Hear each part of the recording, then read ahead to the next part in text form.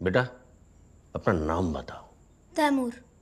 लेकिन सोचो, सन 2050 जब ये इंडिया का पहला युवा माइनॉरिटी प्राइम मिनिस्टर बनेगा, तब हमारी डेमोक्रेसी की कितनी बड़ी जीत होगी।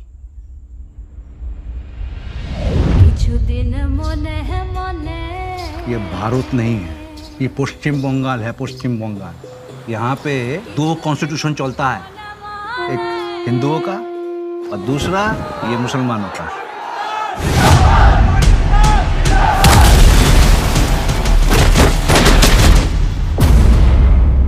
जिन्ना मेरे भाई, भारत का मुसलमान तो कन्वर्ट है, पहले तो सब हिंदू ही थे ना। हमारा डीएनए एक है। नो मिस्टर गांधी, हिंदू मुस्लिम एक नहीं है। आप वेदों को मानते हैं, हम कुरान को मानते हैं, आप लाखों भगवान को मानते हैं, हम सिर्फ अल्लाह को मानते हैं। पाकिस्तान से दिल नहीं भरा तो जिन लोगों को कोलकाता नहीं चाहिए, इसलिए डायरेक्ट एक्शन डे मना रहा है। भारत हिंदुओं का राष्ट्र है और इस युद्ध में हिंदू हार रहे हैं। जीत कौन रहा है? जिन्ना, क्योंकि हम सब नशे में चूर हैं और इस नशे का नाम है गांधी की अहिंसा। पाकिस्तान जिंदाबाद।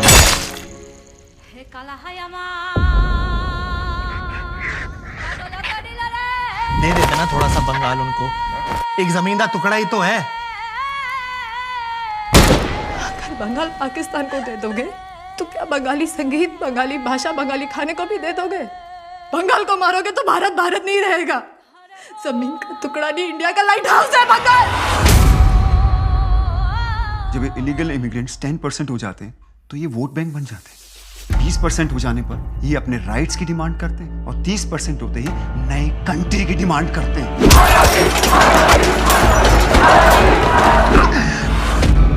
जो पार्टीशन 1947 में शुरू हुआ था वो आज तक चल रहा है और कभी खत्म ही नहीं होगा।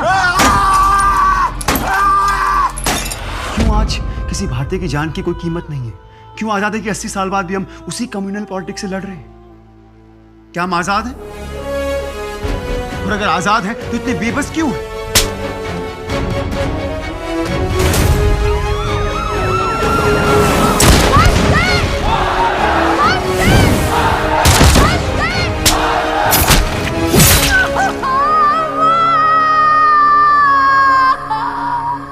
ये पार्टीशन आज खत्म नहीं, शुरू हुआ है। It's an unfinished project. विश्व एक खेल है, लोग मरते हैं, देश जलता है, खेल चलते रहता है।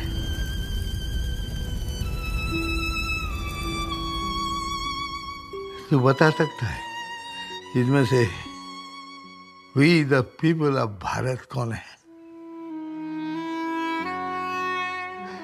भारतीय तो है।